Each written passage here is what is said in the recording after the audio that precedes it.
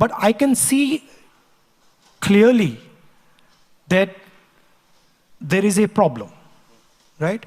And that problem requires a solution. It's a global problem, and more than a global problem, it's a problem for India, it's a problem for Europe, and it's a problem for the United States.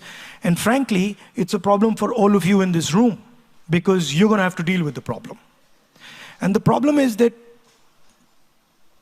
we have a planet today where the bulk of production, the bulk of manufacturing, the bulk of value addition is being done in China. And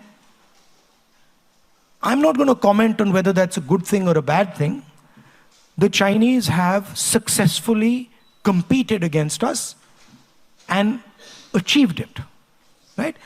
There is a problem with, in my view, there is a problem with the way they do it. They produce, they're very good at producing, they produce the phone in my pocket, they produce the camera, but they do it in non-democratic, coercive conditions. And the problem is that for us, we need to think about production in a democratic environment, production in a non-coercive environment, and we need to be able to compete with them. Meaning, they don't need to give their population political freedom.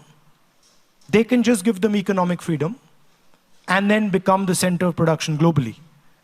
We have to produce and compete with them, and we have to give our people political freedom and economic freedom. So that is really the challenge. I don't see it as, a confrontation with China. China has placed on the table a way of working, a way of production. And I think it is important for the United States, for India, for Europe, to place an alternative system, an alternative method on the table. And I think we owe it to, certainly we owe it to our population, and I think the French and the Europeans owe it to their population, because we are not going to be able to, manage our countries.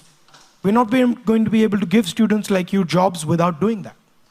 So to me, it's an opportunity to say, can we produce in democratic structures, within democratic frameworks?